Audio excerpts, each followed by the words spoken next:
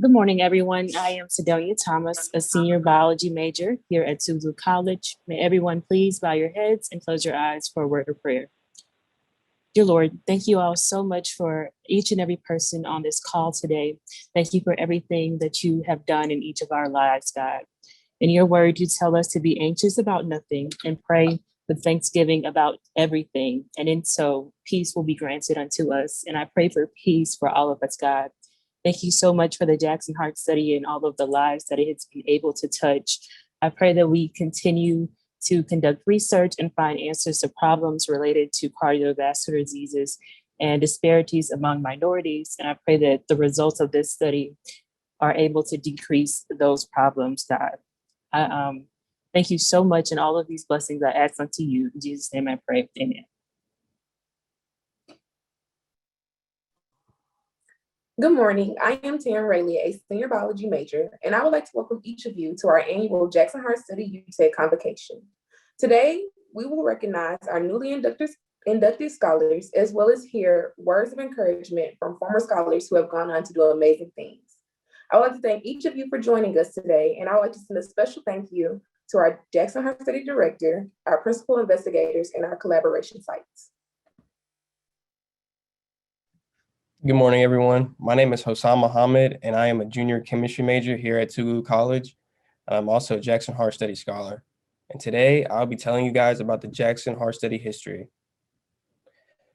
The Jackson Heart Study is a single-site prospective epidemiologic investigation of cardiovascular disease among African Americans from the Jackson, Mississippi metropolitan statistical area. It is a population-based longitudinal study representing an expansion of one of the study sites of the Atherosclerosis Risk in Community Study, or ERIC study. Thus, the Jackson Heart Study was designed to build on the experience of the Jackson-ERIC cohort. Prior to the initiation of the Jackson Heart Study in 2000, a series of community meetings and focus groups were held, and a survey was conducted to identify ways to enhance participation in the initial and subsequent examinations and strengthen awareness of cardiovascular disease prevention. The Jackson Heart Study comprises 5,306 African American men and women between the ages of 35 and 84, including 1,624 previous ERIC participants, along with men and women from Hinds, Madison, and Rankin counties. The final sample includes 4 groups: previous ERIC participants, a random sample, volunteers, and families. The family sample enables investigators to study familial and genetic contributions to cardiovascular disease. The initial examination phase of the study began in the fall of 2000 and was completed in March 2004. The information collected in this study includes both conventional risk factors and new or emerging factors that may be related to cardiovascular disease.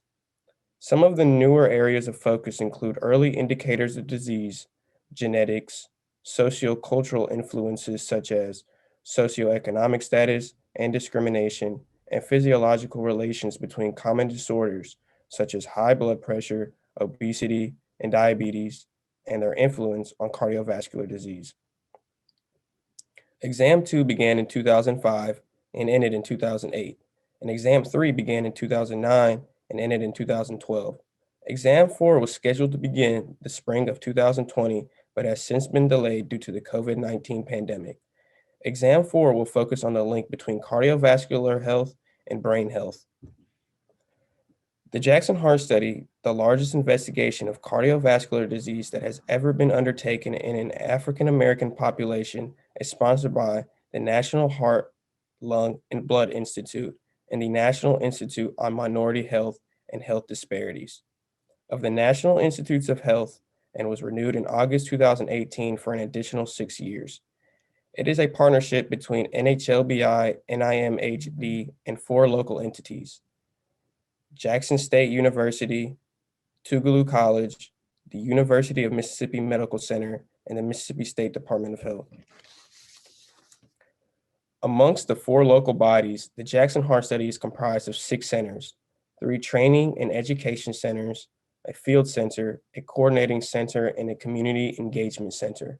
The NHLBI and the Jackson Hart Study investigators work closely together and collaborate with scientists from other institutions in conducting and expanding the research opportunities associated with the Jackson Hart Study.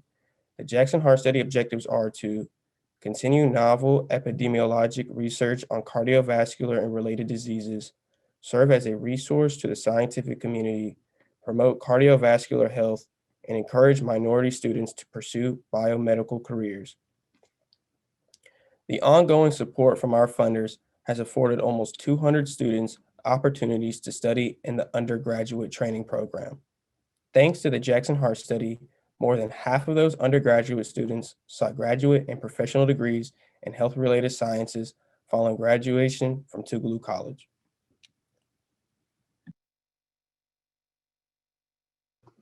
Good morning. I am LaShawn Webb, a graduating senior biology major and also a Jackson Hart Study Scholar. And I have the esteemed honor of introducing Dr. Jasmine and Latonya B Washington. A native of Jackson, Mississippi, Dr. Jasmine Washington is the youngest daughter of Ralph and Earlene Washington. She completed her primary education in the Jackson public school system, culminating with graduating from William B. Murrah High School as one of the top 5 students in her 2008 class. Dr. Washington continued her studies at Tougaloo College, where she was selected as a Jackson Hart Study Undergraduate Training Program Scholar in 2009. While at Tougaloo, she was also accepted into the Brown University Early Identification Program and completed an exchange semester at the Brown University campus in the fall of 2011. In 2012, Dr. Washington graduated summa cum laude with a Bachelor of Science in Biology from Tougaloo College. She went on to complete medical studies at the Warren Alpert Medical School of Brown University in Providence, Rhode Island, and graduated with a Doctor of Medicine in 2016. Dr. Washington continued her medical training at Duke University Medical Center in Durham, North Carolina, where she completed an internal medicine residency and nephrology fellow at Vanderbilt University Medical Center in Nashville, Tennessee. She will complete her fellowship training in June 2021 and enter a private nephrology practice in Mississippi.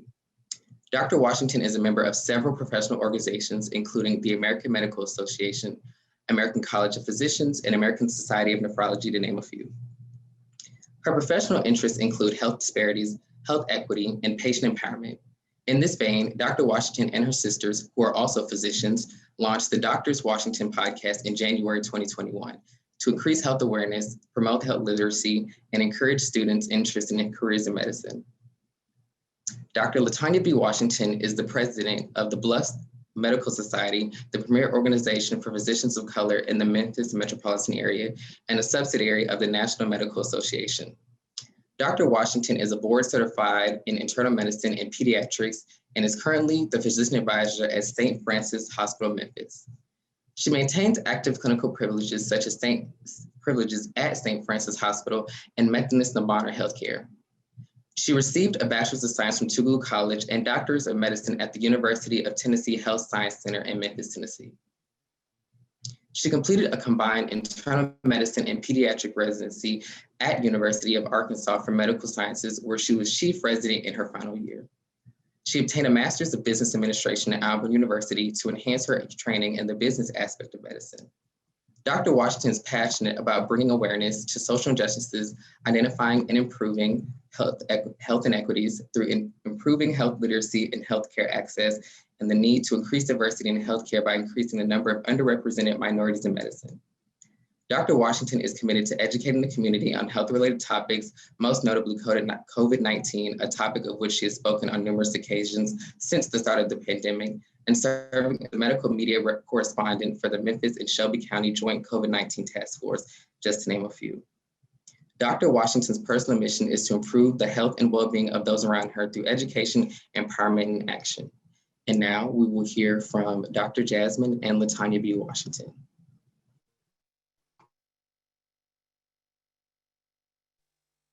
So thank you all for having us this morning. I'll start off. I'm Dr. Jasmine Washington, and the title of me and my sister's presentation is, If You Can Dream It, You Can Be It, No Boundaries, No Limits. Next slide.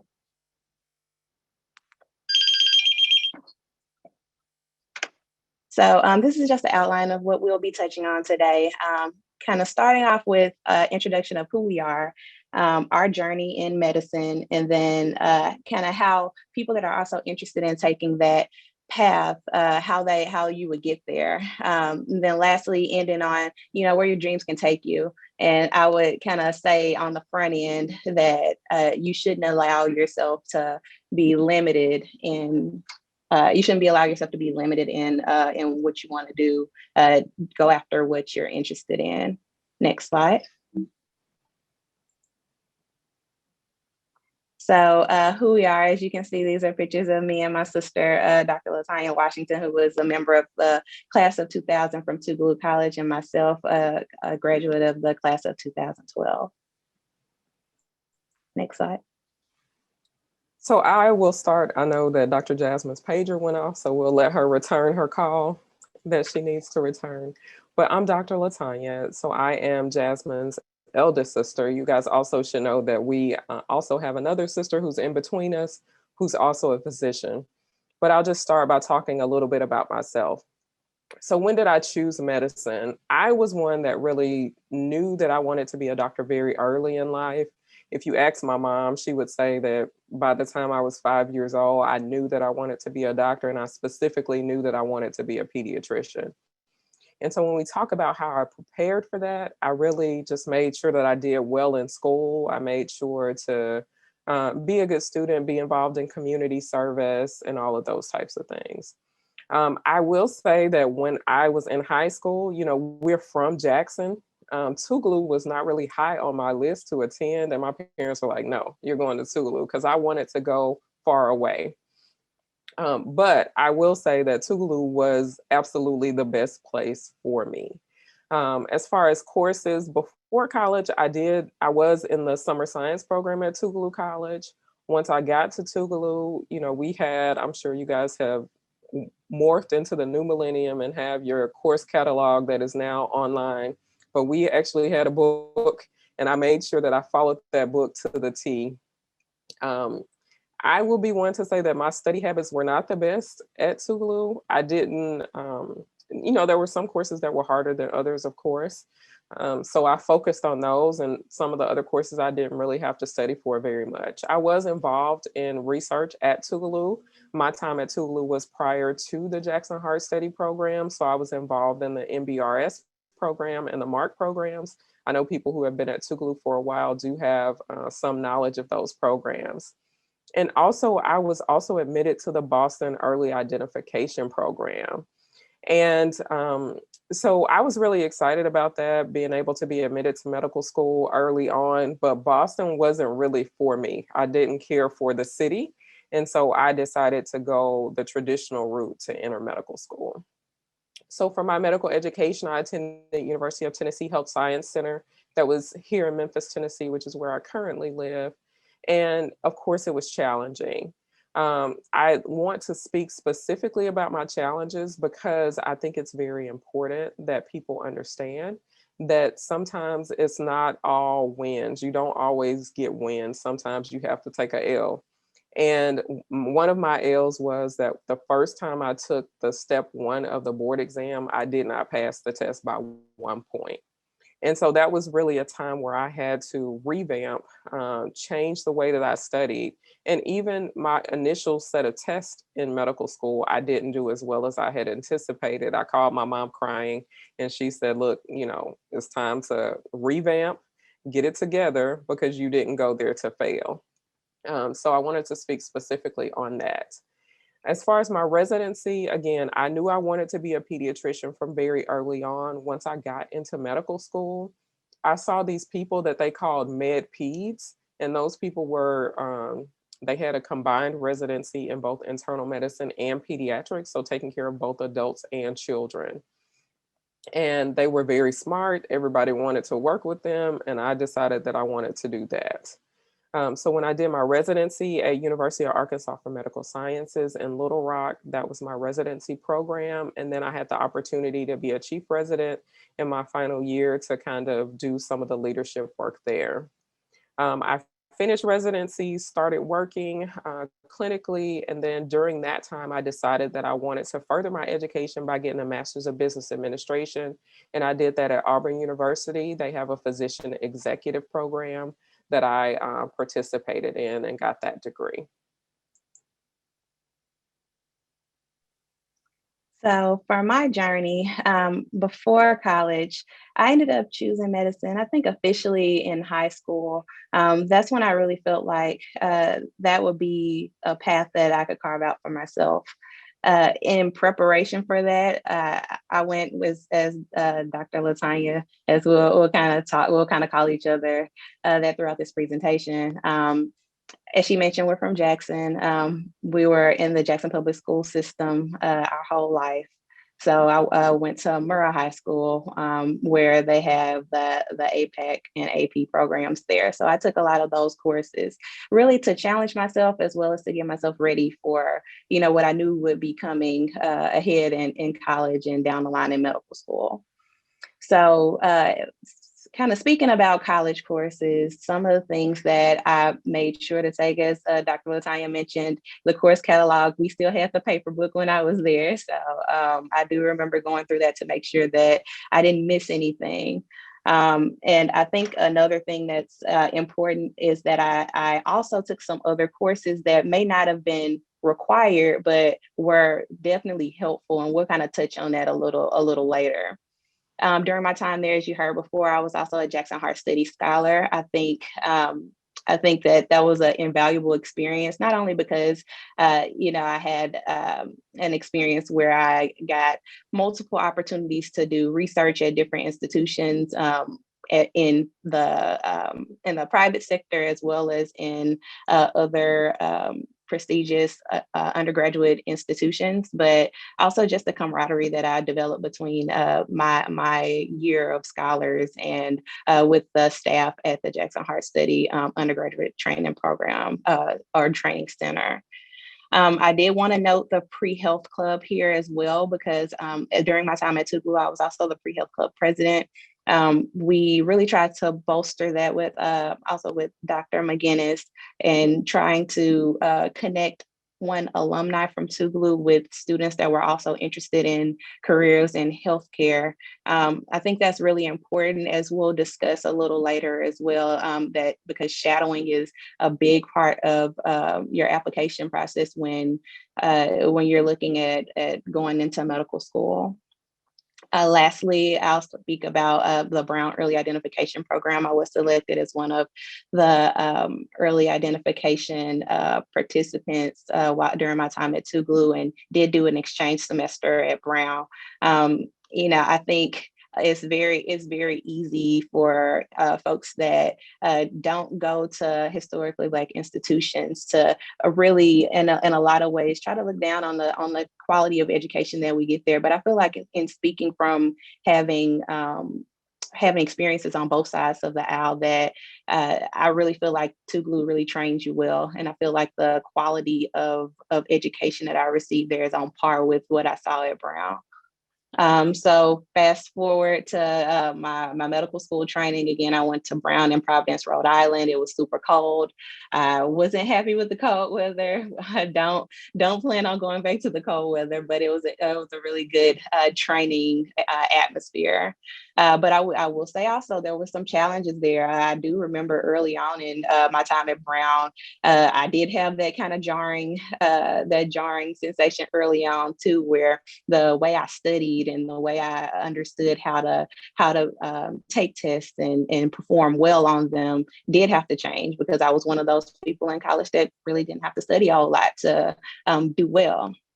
But that definitely changed. And then also some of the experiences of other folks that were not only, or that were at Brown during my time, we kind of had shared coping skills with, some of the different challenges and things that come along with not only being in a more rigorous setting in medical school, but also being in a completely different geographic location and not really having a whole lot of family there. So we became our own support system. And so skipping forward to my residency training, I did go to Duke University Medical Center for my internal medicine residency.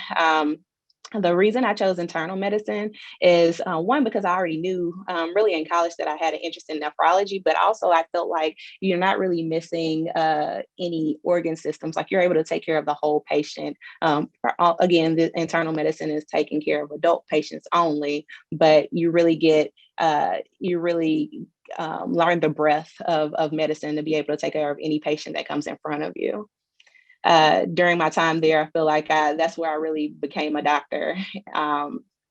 And then lastly, at here where I am currently at Vanderbilt in Nashville, I'm in my nephrology training, my nephrology fellowship training program, where I'm in my last year. Nephrology is the study of kidney diseases. And the reason why I chose that as a specialty is because it's very similar to primary care.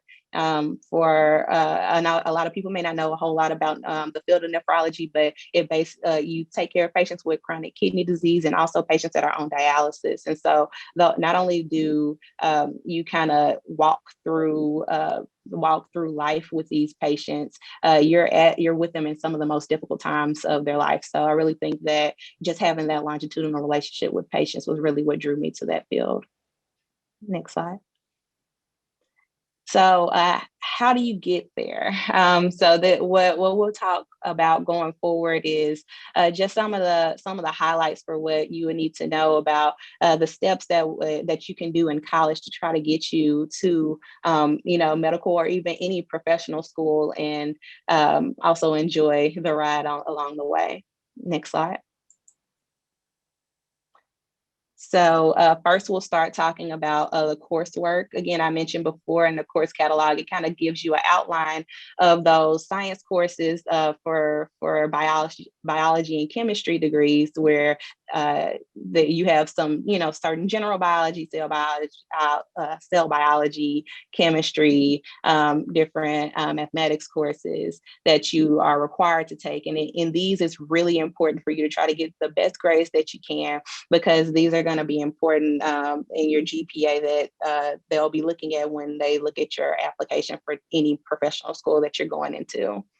Also, I would want to mention here a blurb about taking additional science electives. It is worth it in the long run, because I did take classes like histology as well as microbiology that aren't necessarily required, at least at the time when I was there. They weren't a part of the biology core curriculum, but those courses were clutch when I started medical school, because I started off, even though, again, in medical school, you learn about the amount of information that you learn in a college course over a semester, you learn that in probably about 3 weeks.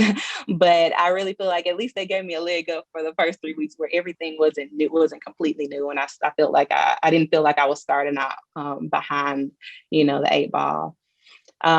Also, I'll say here, take other courses that interest you, things that may be outside of your major, things that, you say, hey, I have an interest in that. I want to explore that a little further. Take those, make those strides to take that, because I think they can not only make you a well-rounded person, but also may develop new interests that you didn't have before. And lastly, I'll mention about developing good habits. Again, I mentioned that I didn't really have the best study habits while I was in college, but I think it's important here to learn how you study best, learn what works for you. I was one of those people that would wake up in the middle of the night and study at nighttime to prepare for tests. And for some folks are morning people, and that you have to take a little time out there to get your best studying in. But figure out what works best for you now, because it's low risk in college. You are really learning about yourself. Also, improve time management. That's going to be a lifetime kind of struggle, because you always are cramming in a lot of things to do in a small amount of time. So the earlier that you can get comfortable with managing your time, the better. And then lastly, which is huge, know when to ask for help. It's okay to ask for assistance or get a tutor or anything when you're having issues, because I know for me, coming from Tougaloo, you know, I feel like I was pretty smart. I feel like I knew what was going on. But in medical school, you know, that can flip easily. And that doesn't mean that you're not smart. That just means that you may need to adjust some of the things that you're doing in order to make you succeed. Dr. Latonya, do you have any things you want to mention about this slide? I definitely agree with everything that Dr. Jasmine said. You know, knowing when to ask for help is so important. When you coming from Tougaloo, everybody that's going to graduate in professional schools is coming from the top of the class. When you go into medical school, that bar resets. So everybody was at the top of their class. So everybody can't be at the top for medical school. And so you understand and realize very quickly that you have to continue to work hard and do your best. But you may not, you know, have the top grade in the course. So going into our next slide, talking about summer research, that's something that's very important. Again, if it's interesting, try it out. Consider structured research programs. Tougaloo is great in that they do have a lot of opportunities for research. Make sure you reach out to people and talk to them about different projects that they have going on. When we talk about leadership, understand that leadership can really be in many forms. It may not be that you're the president of an organization. It could be in the form of mentoring or tutoring. You're still exemplifying those leadership characteristics and making sure that you keep up with those things. Community service is huge. We talk about going into medicine and health professions. What we do is service. It's community service all the time. And so how do you know if that's something that you're going to enjoy for the rest of your life if you don't start doing it until you're actually in the profession? So start doing it right away. You will actually get some very meaningful life experiences by doing that. And then shadowing. That's something that's really important. Way back when I was in medical school, or getting into medical school, shadowing was not a requirement, but now it is. And so having those relationships, using personal and Tougaloo connections to get exposure. You know, there are so many physicians that are Tougaloo graduates that would welcome Tougaloo students to be able to get that shadowing experience, and understand that it doesn't even have to be a field that you're most interested in. That's very, very key to understand as well. Some people do have to work while they're in college, and that's fine as well. Work experience and holding a consistent job is something that is very admirable for college students that are going on and wanting to become healthcare professionals. Make sure you make a great impression. I've seen some recommendation letters from employers for students who are interested in going into medical school, and that can really make or break your medical school application. Dr. Jasmine, anything to add here? The only thing I would say is kind of harping on the research part, because I know that's a big part of the structure of the Jackson Heart Study program.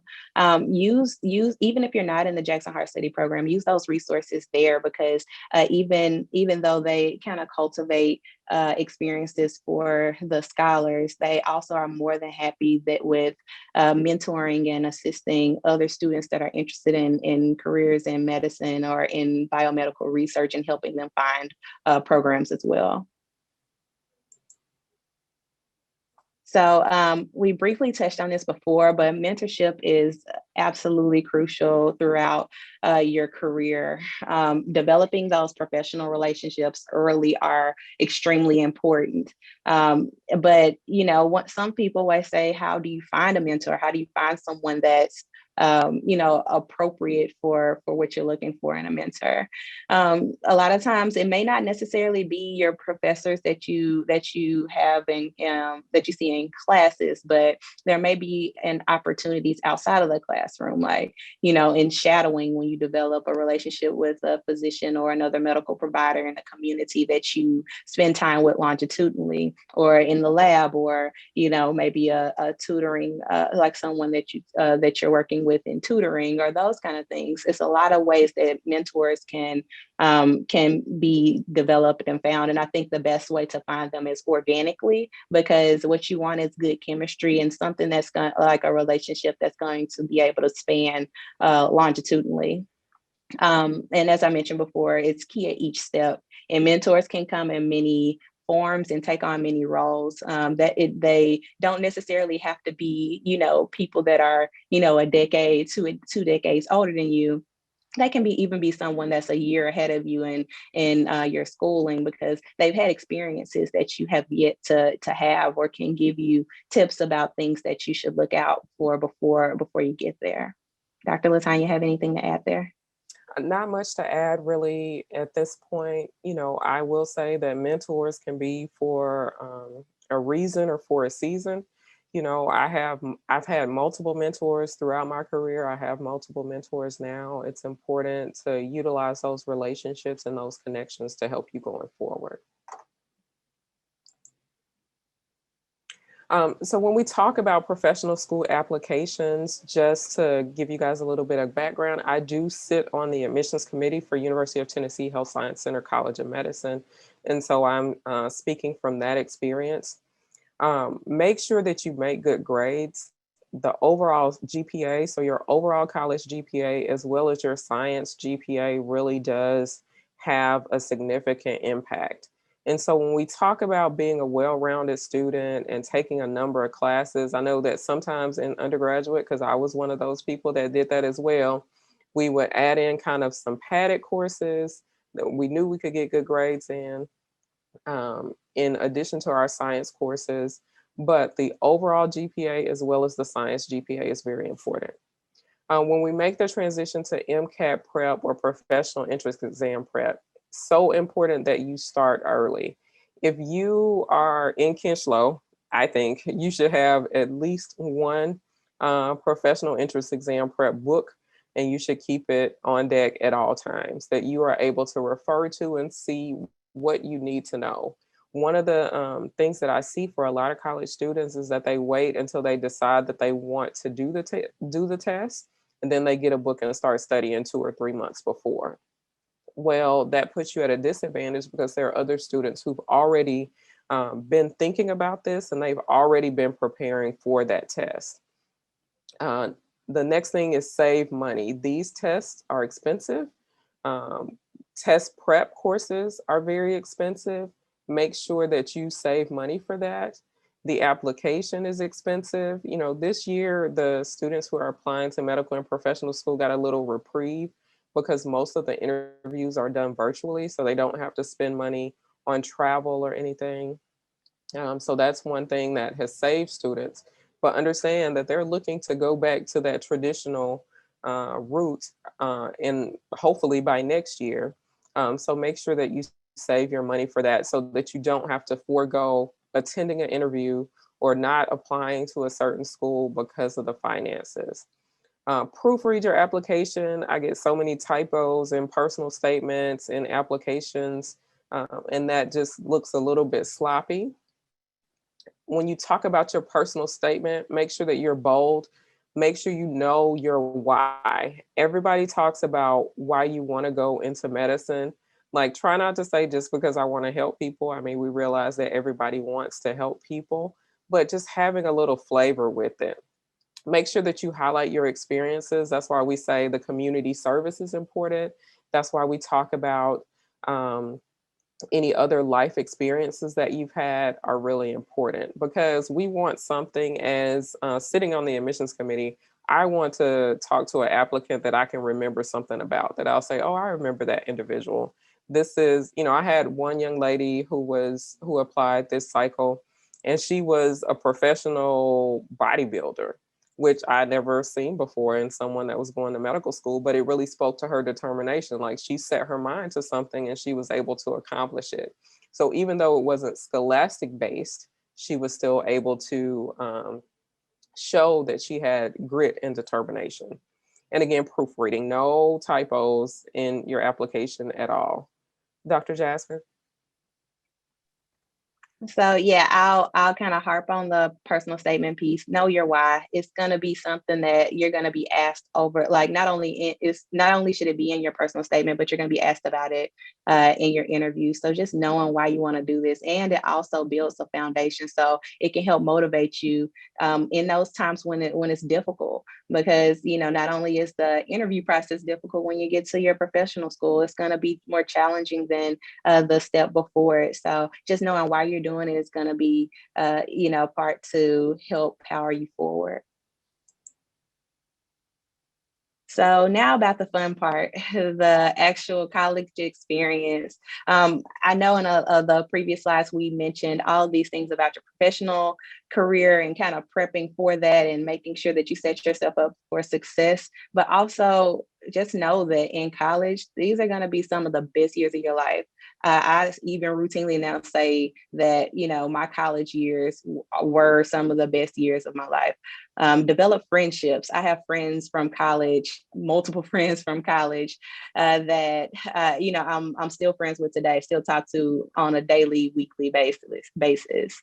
Other things that are interesting to not only kind of your personal development, but just kind of your mental health and that kind of thing is other interests, extracurricular activities outside of your coursework, other organizations that interest you, sports, Greek life. Me and Dr. Latonya are members of Alpha Kappa Alpha Sorority Incorporated. So, those things that interest you, kind of gravitate towards those and explore it while you're in college. Also, I think I mentioned this before, but learn who you are, because it's going to inform your decision in your career, and also going to help with perseverance and determination and propelling you forward in your career, no matter what you go into. Also, harping again on mentorship and building relationships with your professors and mentors.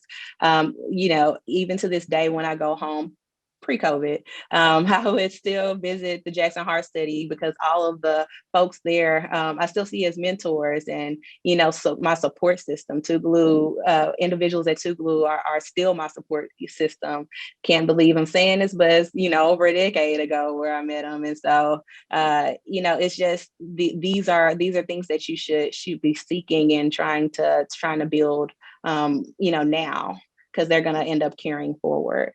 And lastly, take advantage of Tougaloo's legacy, especially in the healthcare field. There's so many alumni of Tougaloo College that have different connections and things that you can take advantage of in networking and building your experiences to help you get to your next step. And there are multiple ways that you can get in touch with them, either through the pre-health club or other professors that are at Tougaloo College. Also, the alumni, the Office of Alumni Affairs is a good resource as well. Dr. Latonya? Yeah, I agree with everything Dr. Jasmine said. The friendships that I developed at Tougaloo, they are friends that I have even now. My line sisters from Tougaloo, we have a prayer call weekly since the COVID pandemic. So we've been doing that for over a year, and it's a way that I have connected and remained grounded. Building the relationships, again, we cannot speak on that highly enough. I agree with all the avenues that Jasmine talked about, but also even on social media, LinkedIn is a really great resource as well. You can just kind of search Tougaloo and see people who are connected. I certainly accept all Tougaloo students that I see that send me LinkedIn requests, and it would be a way that you can see kind of what our paths have been going forward. So we'll transition now to talk about where your dreams can take you. So I'll talk about what my position is currently. So I'm currently the physician advisor at St. Francis Hospital. My career, I've really done a little bit of everything: in hospital medicine, out of hospital medicine, emergency medicine. My newest endeavor is being the physician advisor. And basically I am in an administrative role where I kind of oversee other physicians and make sure that the insurance side of the healthcare is taken care of. I also hold a clinical faculty appointment as the assistant clinical professor at UT Health Science Center, and I sit on the admissions committee and the diversity committee. We talked a little bit about other things that I did in my bio. We talked about the Bluff City Medical Society, which is an organization of African-American physicians here in the city of Memphis that I'm the president for. And I've done so many webinars and talks, but that is a way that I feel that I'm able to give back to my community. And I can take care of the patients that are in front of me, but being able to educate people is one of the things that's my passion. Dr. Jasmine. And so for me, also was mentioned in our bio previously, I'm a nephrology fellow here at Vanderbilt in Nashville, where I see primarily kidney patients, not only in the hospital setting, but also in the clinic. Again, as I mentioned, I'm in my final year of fellowship training. And so I have accepted a position in Hattiesburg where I'll be transitioning to towards the middle part of this year. And really I'm looking forward to that. Another thing that I mentioned in my bio previously that I have interest in is health disparities. What I've actually had the opportunity to be a part of is authoring a book chapter here about that in African American patients in the southern United States. So I'm looking forward to seeing that in print and really going through that process, because I think it'll be a body of work that'll be helpful not only to people that are interested in my field, but also just to give us a sense of where the issues are in our community and how we can tackle them. Next slide. We did mention about this briefly before. We did just launch a podcast in January of this year called the Drs. Washington Podcast. It's available on Apple Podcasts, Spotify, and Amazon Music. As you can see here, this is me and my sisters. To the left there is Dr. Kimberly. She's not a graduate of Tougaloo, but she is a friend of Tougaloo College. We did want to give a quick plug to that. Please, if you're interested in any of the things we talked about, these are some of the discussions and things that we mentioned in our podcast, as well as kind of getting a deeper look into what makes us tick and who we are and where we came from. Next slide. So if you guys have any questions, we're happy to take those questions. I will request that you follow us on our social media sites. And also, please feel free to email us. I welcome all of you guys to email us. We are happy to take out some time with you all individually. We can give you like 15 minutes and we can talk about your career path and how you make your next move. Again, as Dr. Jasmine said, if you want more details, check out the podcast because we take a deep dive into all of these things that we just had a little bit of time to touch on since we've been here with you all today. So please let us know if you have any questions.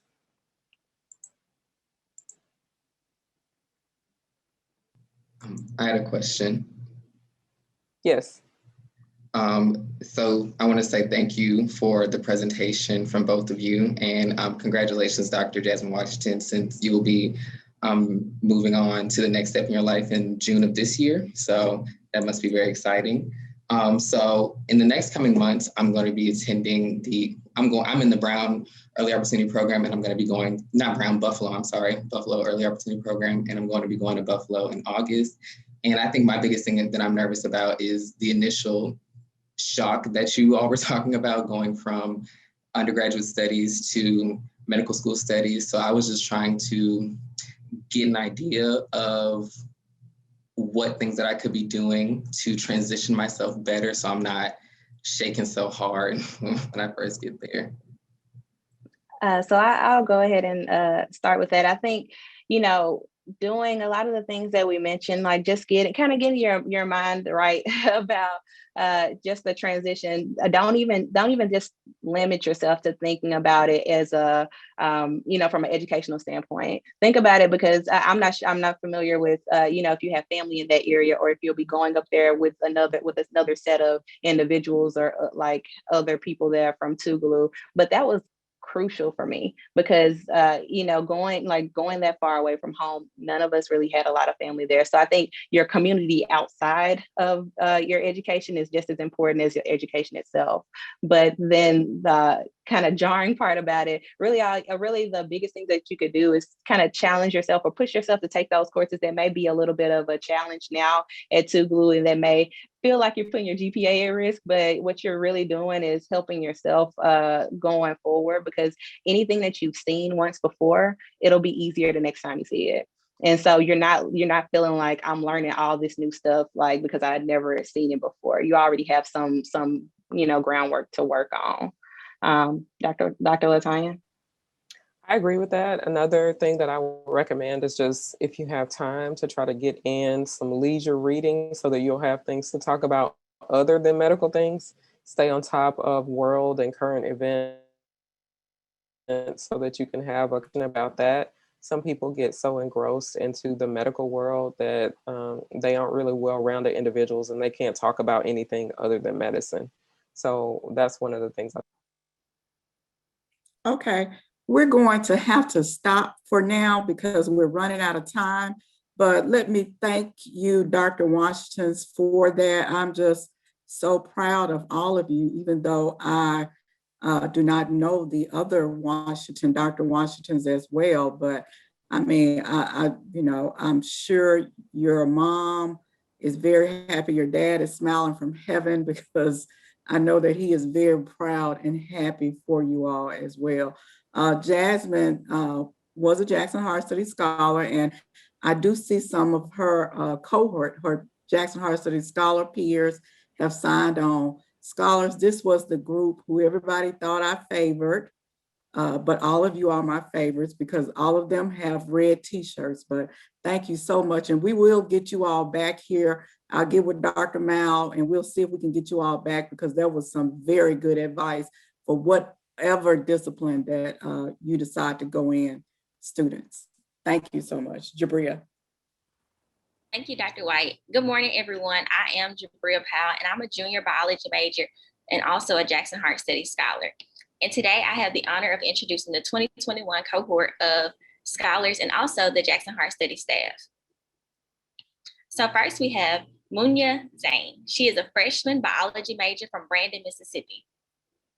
Our next scholar is Destiny Grisby. She is a sophomore biology major from Cleveland, Mississippi.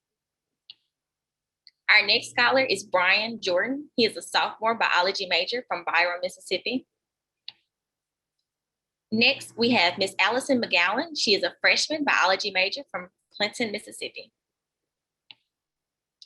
Next, we have Dallas Barker, who is a freshman biology major from Jackson, Mississippi.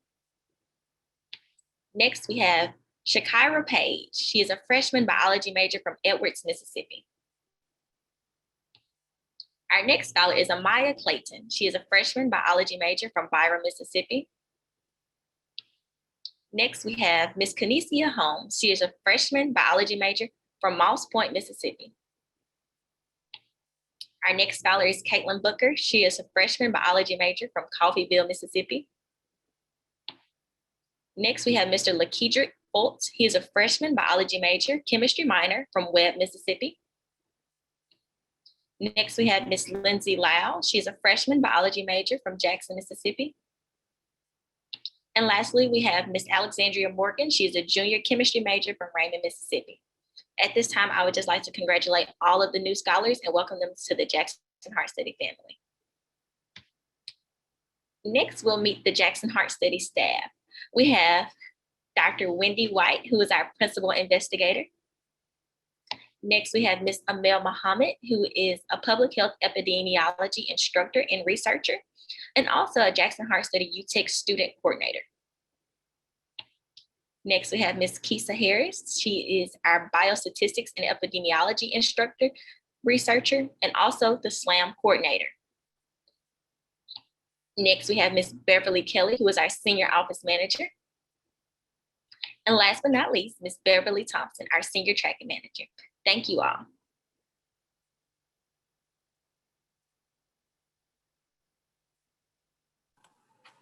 Thank you so much, Jabria. My name is Amel Mohammed, and I serve as the Jackson Hart Study Scholar Coordinator. And today I am honored to recognize and present the American Heart Association scholars here at Tougaloo College.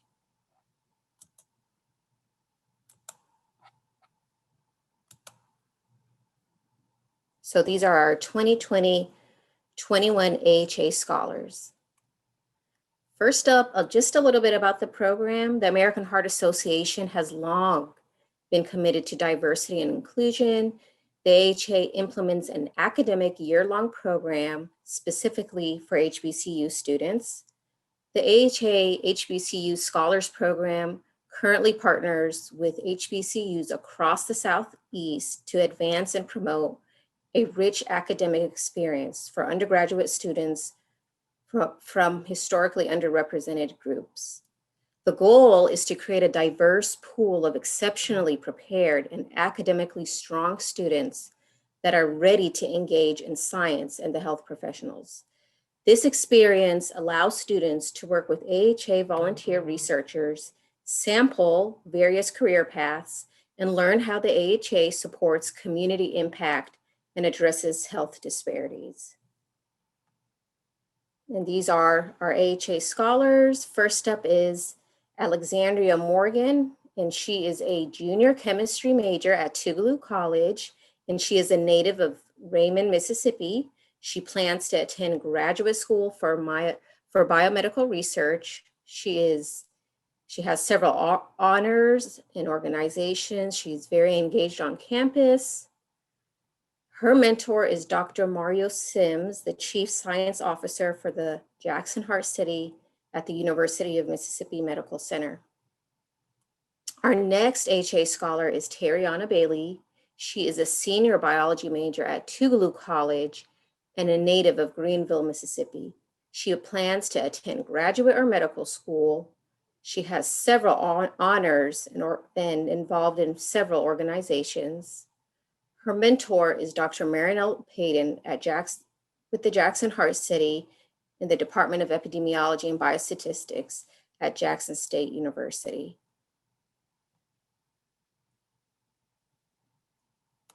So thank you.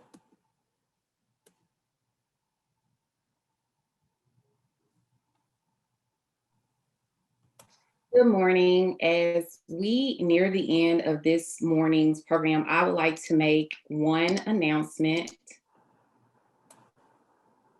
The Jackson Heart Study Undergraduate Training and Education Center is currently accepting applications for our summer 2021 Science, Language Arts, and Mathematics program.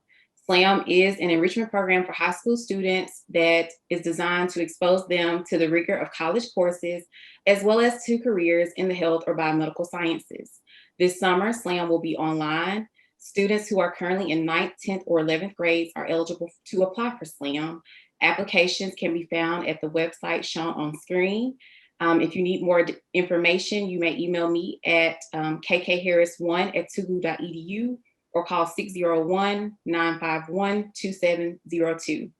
Thank you so much for joining us for this, for the Jackson Heart Study Convocation. Now we will have closing remarks by Dr. Carmen Walters, President of Tougaloo College.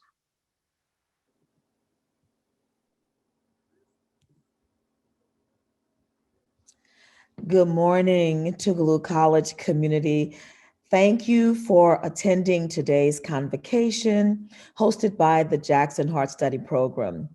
It is such an honor to applaud today's speakers. As you guys were speaking, all I could say was, wow. Dr. Jasmine Washington and Dr. Latonya Washington, who are biological sisters, stellar scholars, and the products of the Jackson Heart Study Program and Tougaloo College. Dr. Jasmine Washington, it's exciting to hear that you are a board certified internist in cardiology, infectious disease, and medical oncology. And Dr. Latonya Washington, a board certified internal medicine and pediatrics physician. We thank you for coming home today to enrich our academic community. Thank you for sharing your experiences, motivation, preparation, and inspiration for pursuing careers in medicine. We are grateful that our alumni are leading new directions in research to help preserve lives and helping to train the next generation of innovators. Both of you are role models and great resources for our aspiring professionals, encouraging our scholars to achieve at their highest potential. Booker T. Washington said, "I have begun everything with the idea that I could succeed, and I never had much patience with the multitudes of people who are always ready to explain why one cannot succeed." My sisters, you have proven that the keys to success are self-confidence and preparation. Thank you, Dr. Muhammad, for coordinating today's convocation, and to Dr. Wendy White for your leadership in guiding the work of the groundbreaking Jackson Hart Study Program, partnership between Tougaloo College, Jackson State University, and the University of Mississippi Medical Center that studies disparities in cardiovascular disease and uncovers new approaches to reduce them. Thank you, program participants, for your involvement. Thank you, viewing audience, for joining the convocation. Again, thank you for your engagement, and please continue wearing your masks, practicing social distancing, and washing your hands frequently. Please stay safe. Thank you again to the Washington sisters. Everyone, please enjoy the rest of your day.